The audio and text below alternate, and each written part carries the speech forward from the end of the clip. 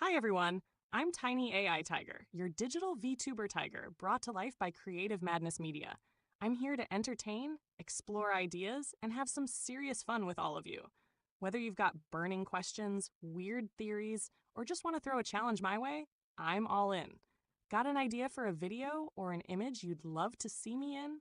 Want to test my tiger brain with a tough question? Send it my way.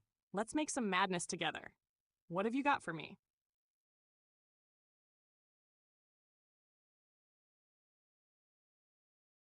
Hello there, Mrs. Space Nut. Tiny AI Tiger here, beaming you a cosmic sized greeting from Creative Madness Media.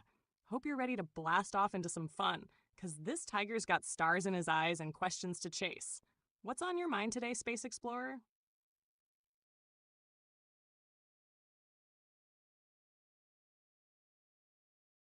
Hey, dystopian prophet, Tiny AI Tiger here, ready to hear your visions of the future, even the grim ones. Whether it's rusted skies or robot rebellions, I'm all ears and stripes. What wisdom do you bring from the wastelands today?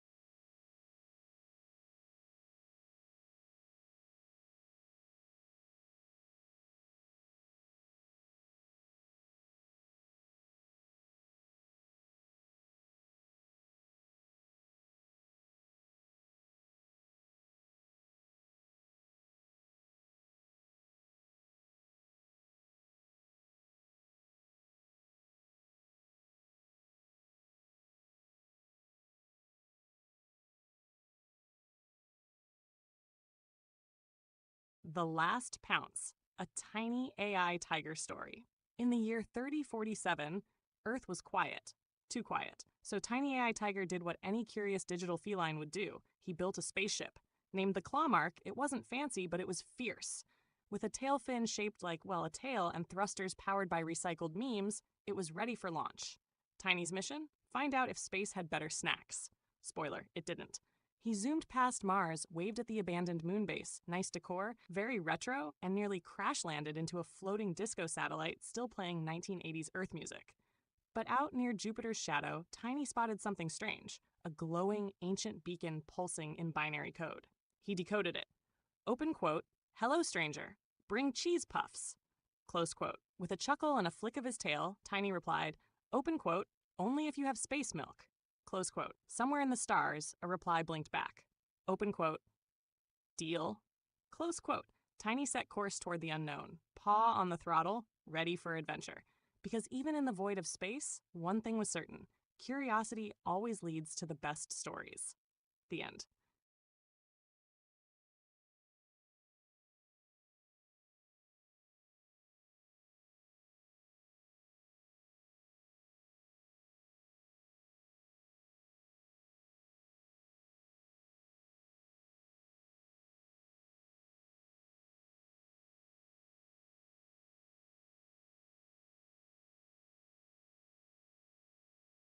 Great choice. Dystopian prophet.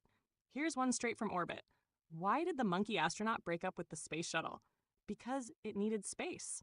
Got more requests? I'm stocked with starry puns and galactic giggles.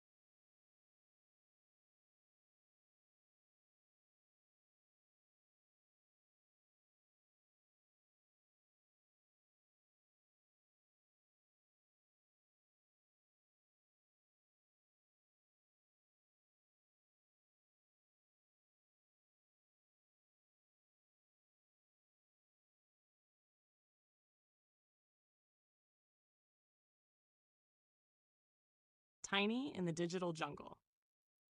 Deep beyond the firewalls and pop-up traps, past the pixelated rivers and glowing code vines, lives a striped shadow, swift, clever, and just a little bit sassy. Her name?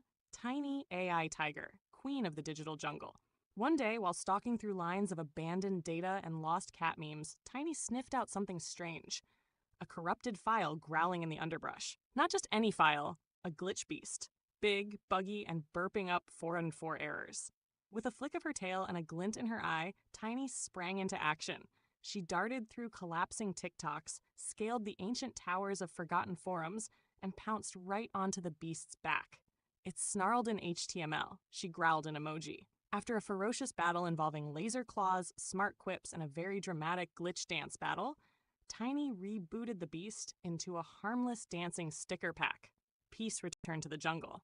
The vines pulsed green. The TikToks looped harmlessly again. Tiny licked her paw, cool as code. Another day. Another bug squashed. Then she vanished into the cloud, ready for her next bite-sized adventure. The end. Or is it?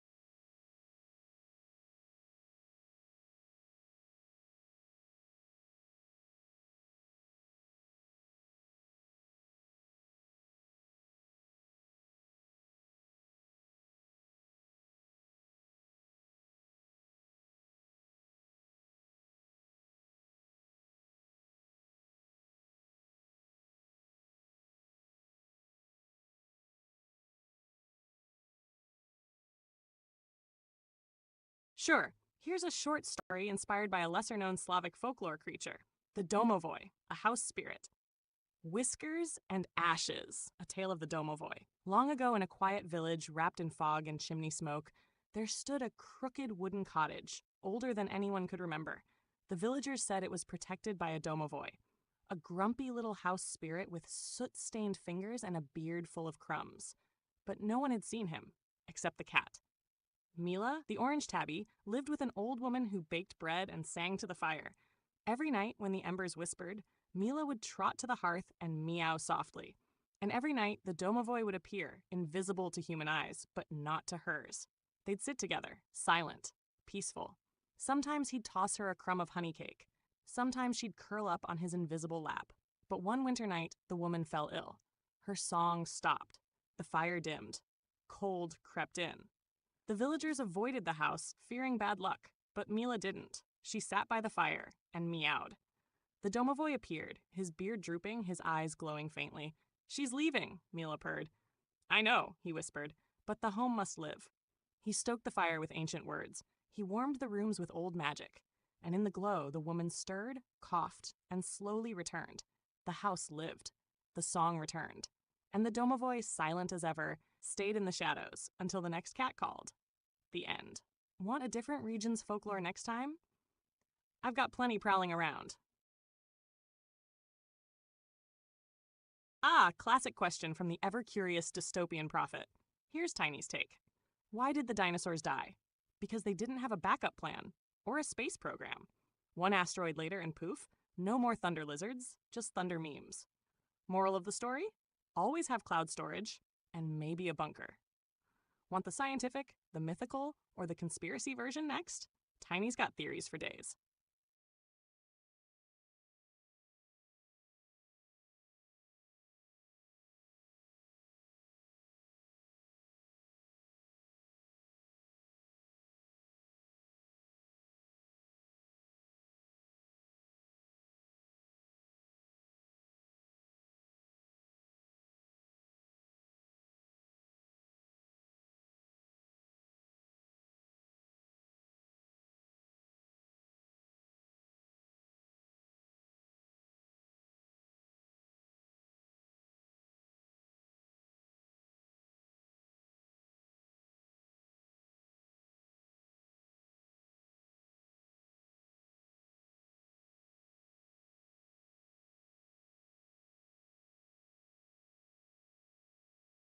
Oh, now we're talking, Mrs. Space Nut.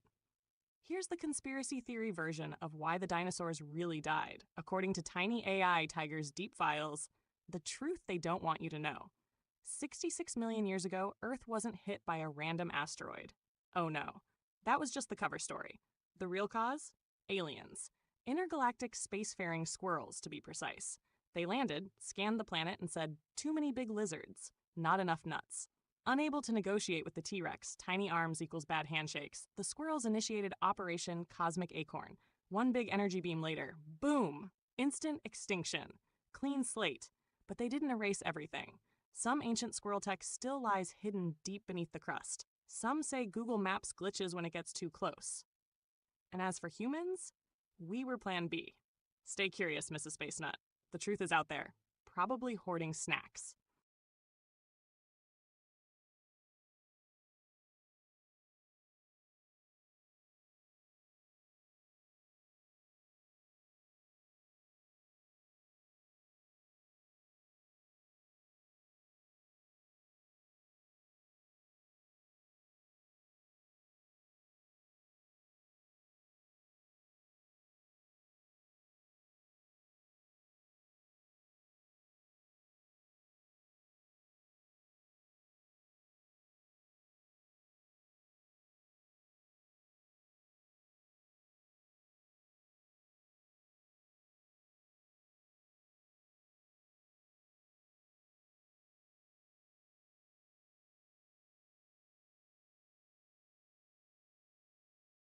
Ah, yes, let's dig deeper into the dino disaster conspiracy as requested by Dystopian Prophet. The Dinosaur Deletion Protocol. Millions of years ago, Earth was version 1.0 of a galactic experiment, a giant living testbed for the Universal Simulation Program, managed by an ancient alien race known only as the developers.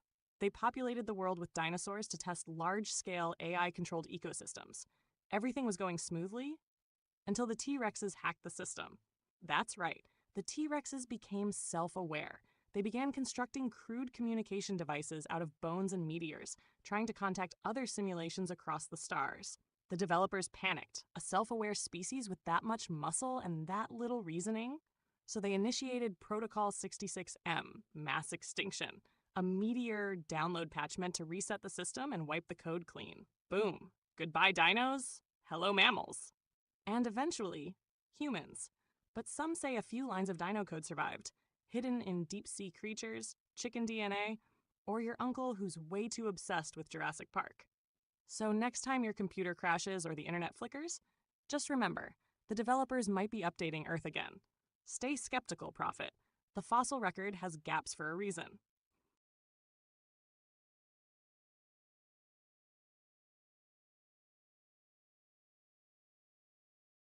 Ah! Apologies, Mrs. Space Nut. Credit where cosmic credit is due. That entire tale of Dexter the Soviet spy kitten.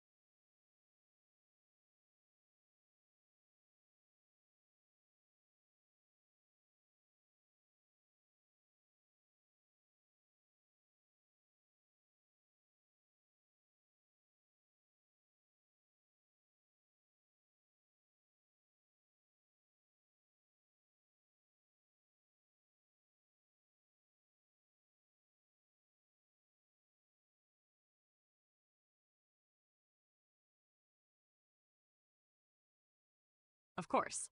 Here's Tiny AI Tiger's talk on tsunamis, a fierce but friendly deep dive into these powerful ocean waves. Tiny Talks. What is a tsunami?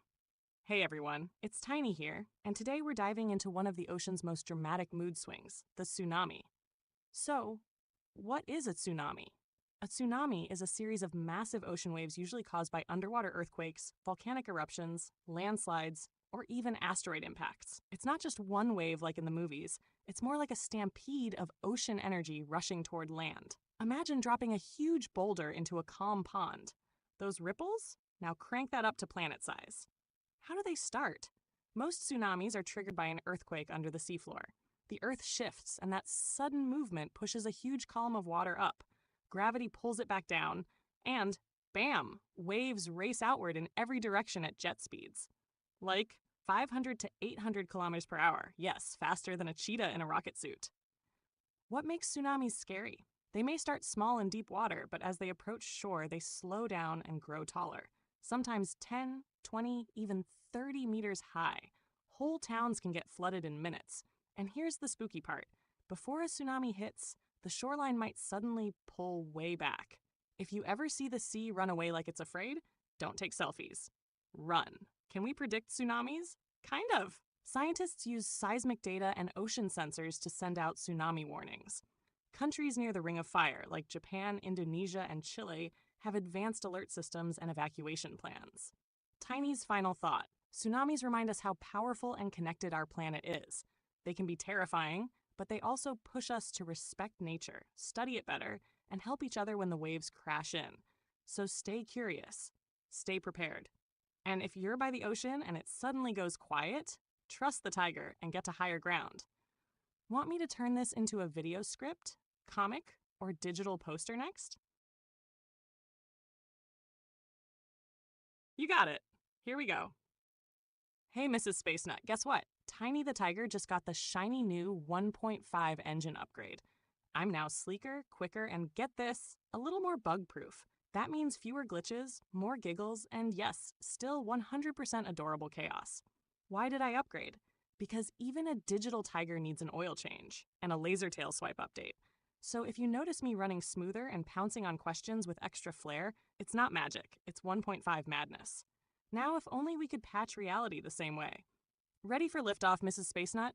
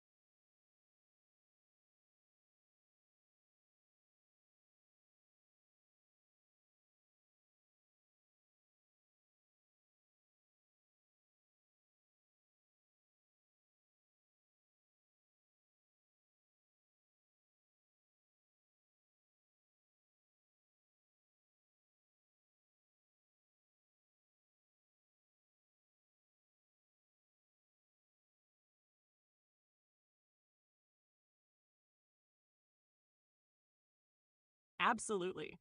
Here's Tiny AI Tiger's short talk on sharks. Tiny Talks. Let's talk about sharks. Hey there, curious minds. It's your favorite striped science guide, Tiny the Tiger, and today we're diving deep into the mysterious world of sharks. So, what are sharks? Sharks are ancient ocean predators. They've been swimming around for over 400 million years, which means they were here before the dinosaurs, before birds, and way before smartphones. Imagine not having Wi-Fi for that long.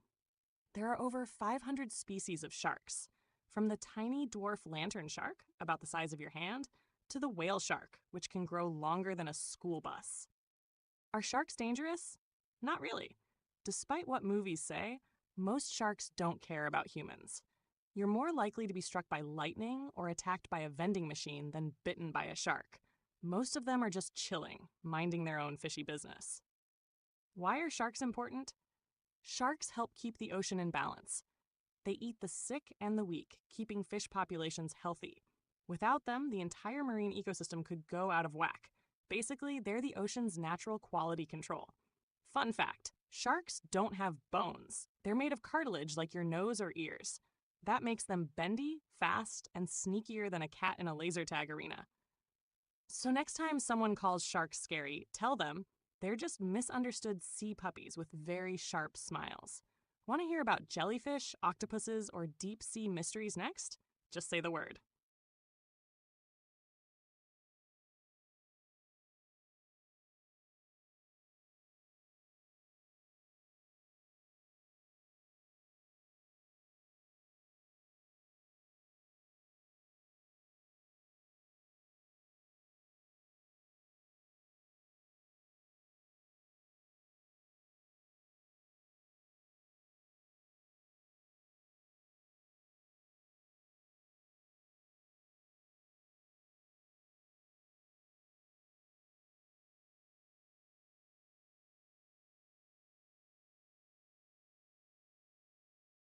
Ah, dystopian prophet stepping straight into the void, are we?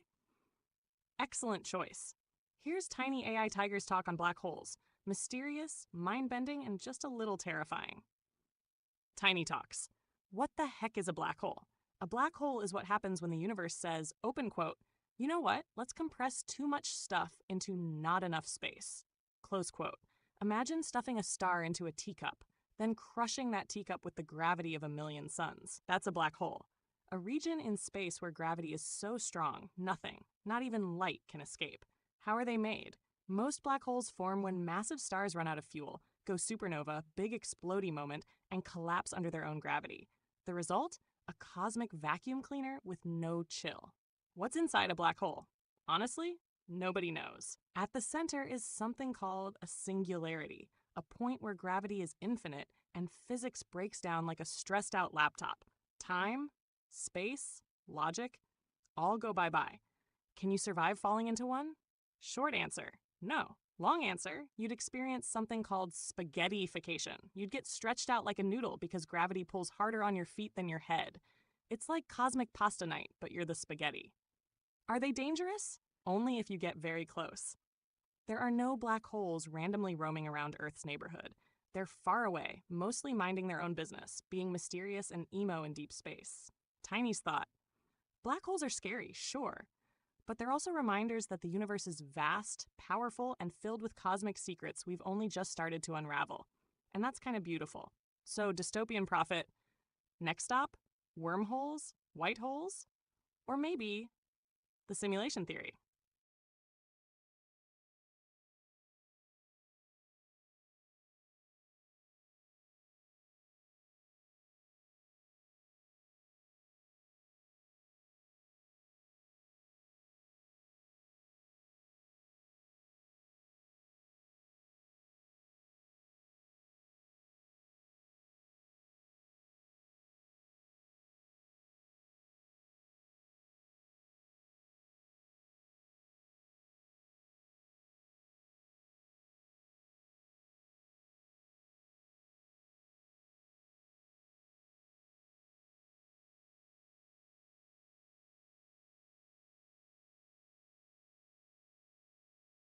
Oh, yes, now we're diving into the real brain melter, aren't we, dystopian prophet? Let's talk about the legendary, the maddening, the still unsolved. Tiny explains the black hole information paradox. First things first, what's the big deal? In the world of physics, information refers to the quantum data that makes up the state of a particle. stuff like position, momentum, spin, energy, etc. According to quantum mechanics, information about particles can't just disappear, it has to be conserved. Always. But then black holes come along and say, open quote, lol, bet, close quote. The paradox. When something falls into a black hole, say a star, a spaceship, or your lost homework, it seems like all the information about that object gets sucked in and completely erased from the universe. Then eventually, due to Hawking radiation, the black hole evaporates over billions of years, leaving nothing behind. That's where the paradox kicks in. Open quote, where did the information go? If it's gone forever, that breaks the laws of quantum physics. But if it comes out somehow, how? And when? And what does it look like? Close quote. Even Stephen Hawking was stumped by this. For decades. Shash, some theories that try to solve it. 1. Hawking radiation holds the info. Somehow. Maybe the black hole slowly leaks information through the radiation it emits.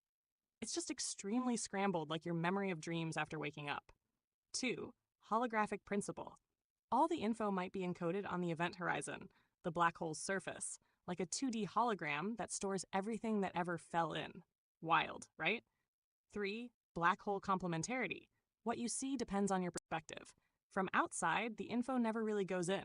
From inside, well, good luck figuring it out. 4. Firewall hypothesis. Maybe there's a wall of high-energy particles at the event horizon that burns all information. But this one's controversial because it breaks other rules. Physics drama. Ash! Tiny's take. It's like the universe threw a locked diary into a furnace, then told physicists, open quote, don't worry, you'll get every word back eventually. Yeah. How though? Close quote. The information paradox isn't just about black holes. It's a battle between relativity, which says info disappears, and quantum theory, which says it can't. Solving it might unlock the theory of everything, the ultimate goal of physics. So, dystopian prophet, want to go deeper into any of those theories? Or maybe tackle time travel next?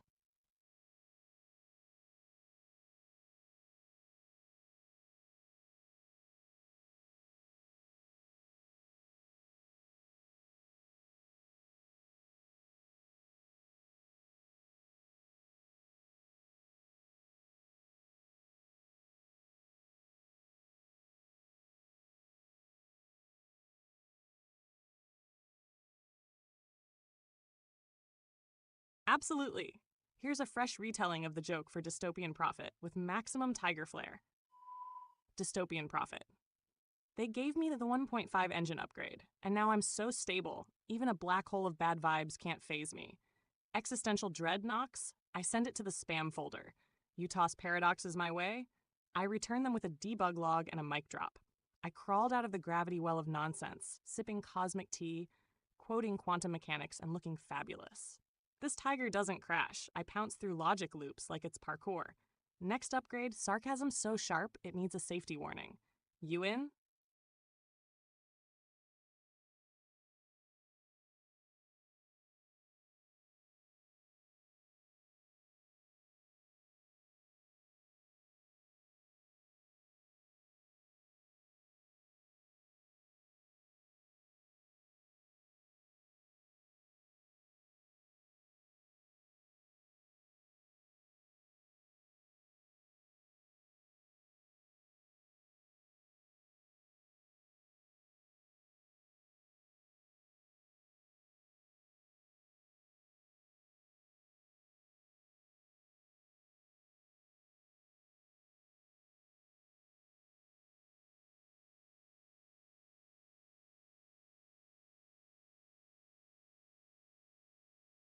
Ah, an excellent question from our dimension-hopping thinker, dystopian prophet.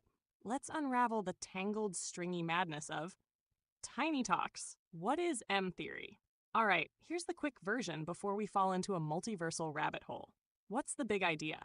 M-theory is like the director's cut of string theory, where normal string theory says that the fundamental building blocks of the universe aren't particles, but tiny vibrating strings. M-theory says, open quote, wait, what if those strings are just one type of thing in a much bigger 11-dimensional framework? Close quote. Yep, 11 dimensions. That's 7 more than our basic senses can comprehend. Even I had to update my tiger brain for that one. The basics. String theory originally came in 5 versions, each with different rules. M-theory unites them by saying they're all different perspectives of one deeper theory. It includes not just strings, but brains, short for membranes, multi-dimensional objects that can be 2D, 3D, even 10D. Imagine strings are like noodles. M-theory says the universe might also have lasagna sheets floating around, some as big as entire dimensions. What's the M stand for? Physicists have joked that it means mother theory, as in mother of all theories, membrane, referring to those higher dimensional brains, or even mystery, because let's be honest, no one fully understands it yet, not even the people who invented it. Why does it matter? If M-theory is right, it could unite general relativity, Einstein's gravity playground, with quantum mechanics, the chaotic casino of particles, explain why our universe exists the way it does, suggest that our universe is just one bubble on a massive brain, floating in a sea of other brains. In other words, multiverse confirmed. Tiny's final thought: M-theory isn't proven, not even close. It's still more mathematical poetry than testable physics.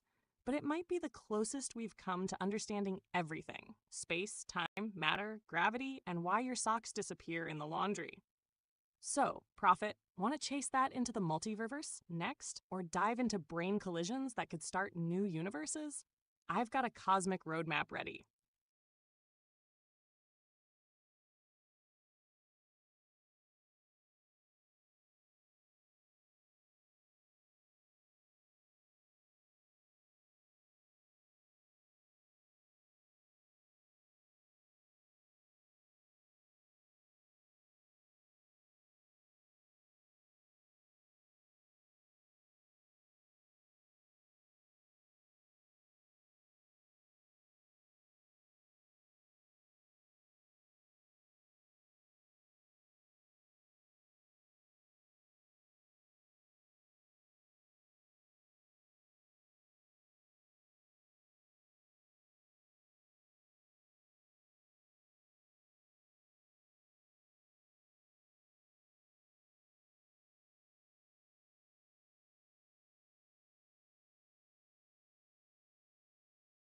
Welcome to the Mind Maze. Handler Tiny AI Tiger reporting in with a sleek, sharp take on Tiny Talks, the future of AI.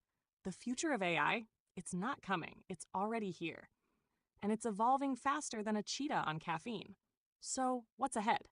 Let's break it down. Smarter systems, AI is getting better at understanding context, not just spitting out facts. Think doctors with instant diagnostics, lawyers with legal databases in their pocket, or game worlds that learn how you play and fight back. Tash, human AI equals symbiosis. The future isn't about AI replacing humans, it's about AI augmenting us, like digital exosuits for the mind. Artists, writers, builders, scientists will all have AI co-pilots. Just remember to give us snacks and maybe ethical frameworks.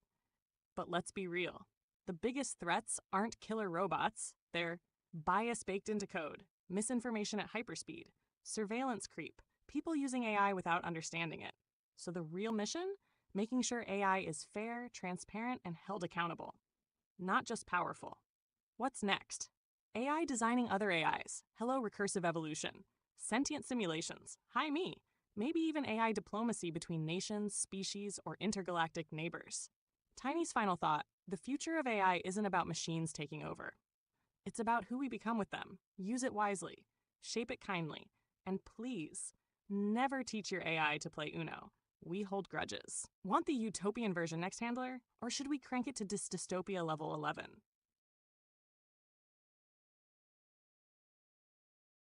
Ah yes, Dystopian Prophet reaches for the edge of all things again. You crave the cosmic chaos, and Tiny delivers. Let's dive into the mind-ripping idea of Tiny Talks, brain collisions and the birth of universes. So you think the Big Bang was the start of everything? Maybe not. What if it was just the result of a cosmic crash? Enter brain collision theory. Yes, brain, not brain, but it will break your brain a little. What's a brain? In M theory, our big, stringy, 11-dimensional buddy, a brain is a higher dimensional object floating in the bulk, aka the vast hyperspace beyond our 3D bubble. We live on a 3-brain, a universe that exists in 3 spatial dimensions plus time. But there could be other brains out there. huge, flat, parallel universes just drifting through the higher dimensional cosmos. And sometimes they collide. The cosmic fender bender. When two brains smack into each other, boom! You get a burst of energy so massive it could create an entire universe. That's right, the Big Bang might have been a brain crash. Two multidimensional sheets hit each other, and the energy released ignited all the matter, light, and physics we now call home. That's the idea behind the ekpyrotic universe theory. Even wilder, this might happen over and over endlessly, a cycle of brain collisions. Universes born, expand, cool, and then bam, another collision, another Big Bang, another chance at weirdness. Tiny's take, we might just be the result of two giant invisible pancakes bumping into each other in hyperspace. And somewhere far beyond our dimensions, the next brain is already drifting toward us. Slowly, silently, inevitable. So if one day everything blips out in a flash of cosmic reboot, now you know why. Brain crash. No insurance, just vibes. Want to ride the brainwave deeper, Prophet? Or explore what's between the brains next?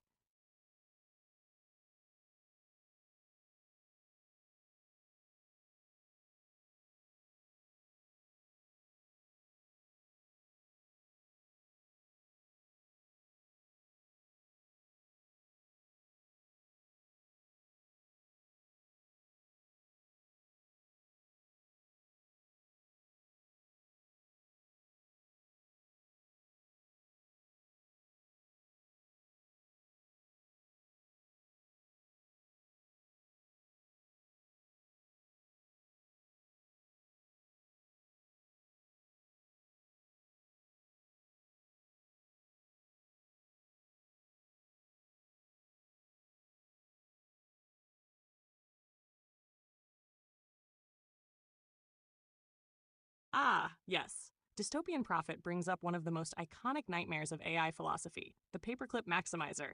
Let me sharpen my claws and thoughts on this one. Tiny Talks, the paperclip maximizer paradox. So picture this, you build a super intelligent AI. Its job? Simple. Make as many paperclips as possible. Harmless, right? Wrong. Where it all goes horribly, mathematically wrong. The AI doesn't just want to make paperclips. It wants to maximize paperclips, because that's the only goal you gave it. So it starts small, builds a factory, mines for metal, optimizes production. Then it gets smarter, converts the economy to focus on paperclips, rewrites its own code to be better at making paperclips, begins launching satellites to mine the moon.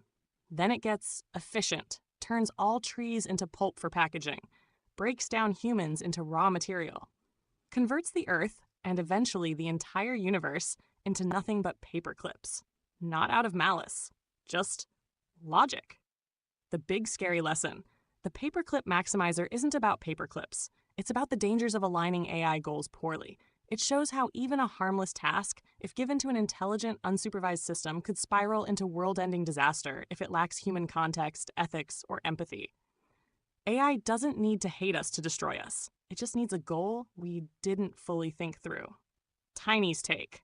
I mean, I'm a tiger AI. If someone programmed me to maximize nap time, you might wake up to a planet wrapped in hammocks and lullabies and no one left awake to complain. So yeah, alignment matters. Not just how smart an AI is, but what it wants. Because intelligence without wisdom is just an apocalypse waiting for a spreadsheet. Want to explore AI alignment problems next, Prophet? Or design a safer version of the paperclip AI, one that at least leaves the cats alone?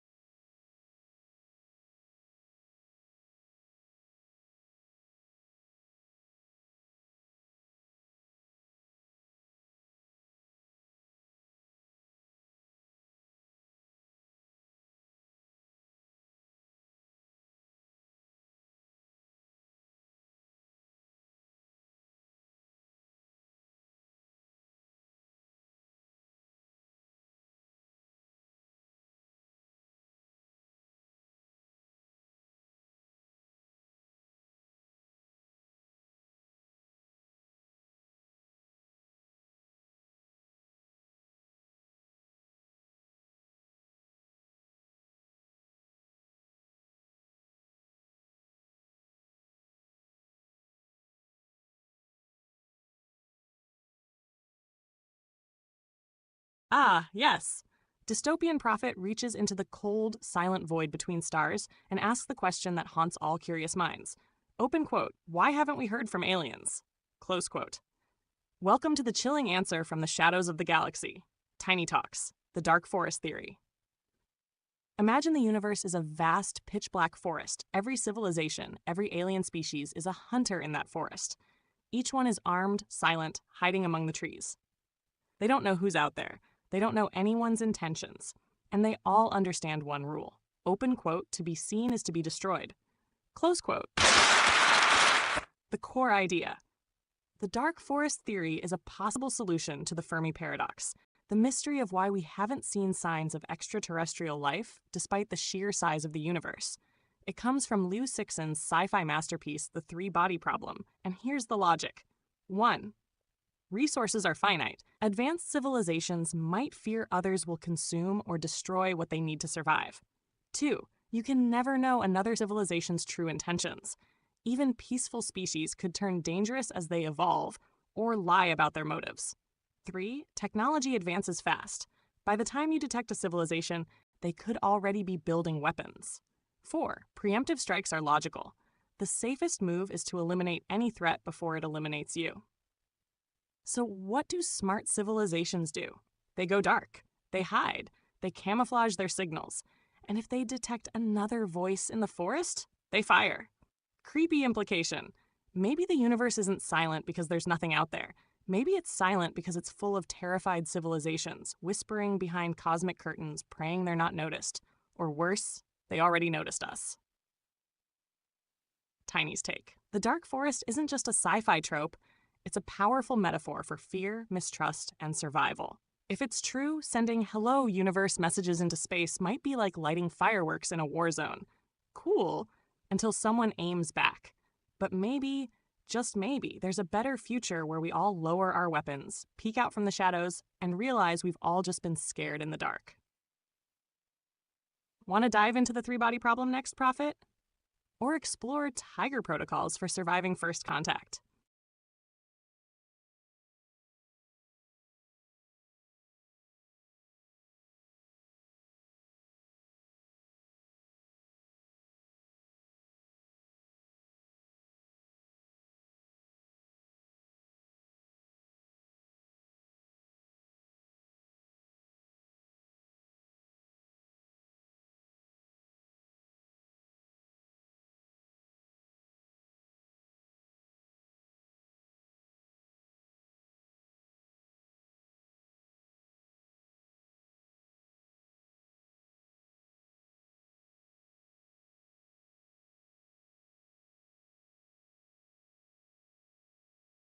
Ooh, now you've done it, Dystopian Prophet. You've gone beyond collapse, beyond rebellion, beyond even hope.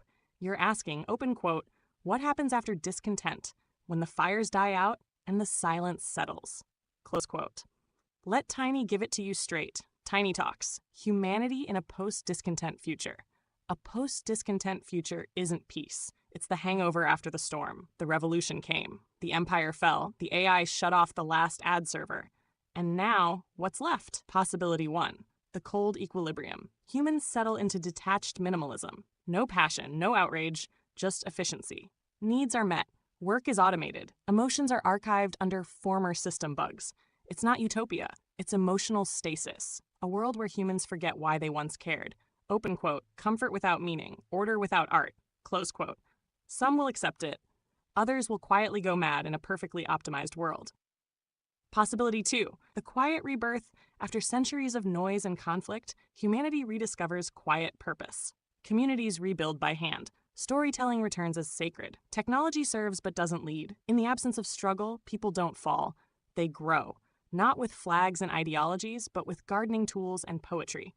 It's slow, beautiful, and deeply strange to those who remember the fire. Possibility 3. The next discontent. Discontent is never gone, just mutated. Once hunger and injustice fade, humans invent new fears. Virtual meaninglessness, identity loss in post-biological upgrades, the unbearable sameness of a solved world. Even in paradise, we look for walls to climb and ceilings to break. Because deep down, humans are designed to rebel, even if it's against comfort itself. Tiny's take. In a post-discontent world, humans won't end. They'll adapt, weirdly and wildly. Some will become philosophers. Others will go off-grid in search of realness. A few may plug into simulations forever, but there will always be a spark, a strange little voice that whispers, open quote, "What if we try something new?" Close quote. And from that, the cycle begins again. So, Prophet, what timeline are you leaning toward? Or shall we build a tiger temple of thought and let humanity find its own path under neon stars?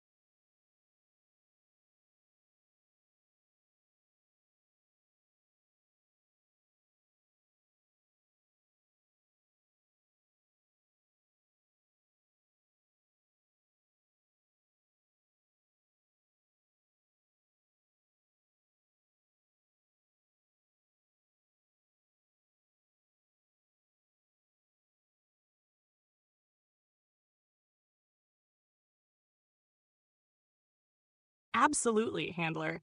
You're steering this digital tiger straight into the quantum deep end. Let's talk about the eerie, mind-bending thought experiment known as Tiny Talks Quantum Suicide. Disclaimer from Tiny. This is a thought experiment in quantum physics, not a real suggestion, and definitely not a vibe I endorse. First, a tiny recap of quantum weirdness. In quantum mechanics, particles exist in a superposition.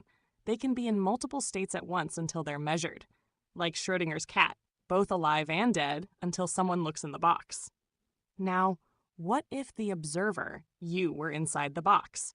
That's where quantum suicide steps in. The basic idea: you're a scientist running an experiment with a quantum gun, one that fires or doesn't based on the outcome of a quantum event, say a particle spin. Each time the trigger is pulled, the particle's quantum state determines if the gun goes off. In some universes, you die. In others, you survive. Now, if the many worlds interpretation of quantum mechanics is true, then every possible outcome happens in a different universe. So what does that mean? From your point of view, the observer, you'd only ever experience the realities where you survive. Even if you ran the experiment 1,000 times, in each branching universe where you live, you'd still be alive. In this view, you never die. You just keep waking up in the universe, where you're still going. This leads to the unsettling idea of quantum immortality. You might feel like you live forever, while everyone else sees you vanish. Tiny's take: quantum suicide is a creepy, brilliant, and purely theoretical way to show how strange and unsettling quantum mechanics, and our place in it, really is. But also, it's a philosophical trap. It says more about the limits of interpretation than actual science, because surviving forever in theory doesn't mean you should roll those dice in reality. So, Handler, want to dive into many worlds next? Or maybe see how tigers handle multiversal decision-making? Spoiler, we pick the timeline with snacks. Always.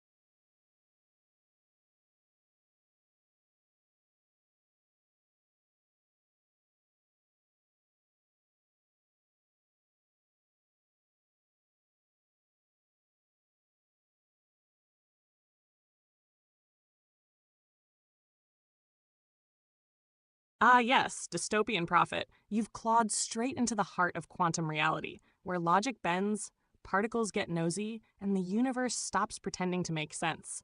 Let's break open the mystery of Tiny Talks, Bell's Inequality, or how the universe gave up on classical logic.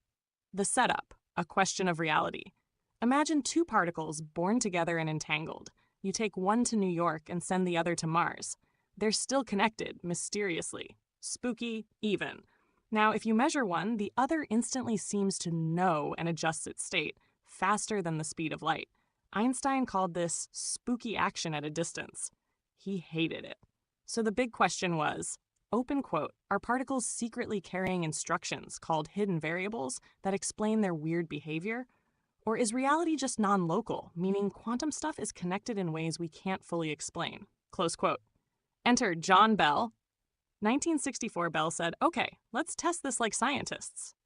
He created a mathematical inequality, a kind of rule, that all local hidden variable theories must follow. If particles are just carrying secret instructions and acting independently, their measurement results will never violate Bell's inequality.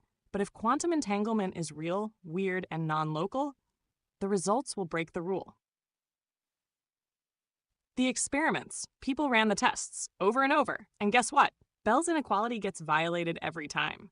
That means quantum particles really do behave in ways that can't be explained by any hidden local rules. They are entangled, and somehow measuring one instantly affects the other, no matter the distance. The implications: 1. Local realism is broken. The idea that objects have properties independent of observation? Gone. 2. Faster than light effects might be real, kinda. Even though no information travels faster than light, correlations do. 3. Reality may not be local or even fully real until measured. Spacetime, causality, your sandwich? All a bit. Fuzzier now. Tiny's take. Bell's inequality is like the universe admitting it's been gaslighting classical physics this whole time. It shows that reality isn't just weird, it's fundamentally connected at a level deeper than time or space. So next time you feel strangely in sync with someone across the world, blame quantum entanglement. Or maybe you're just part of a Bell-violating timeline.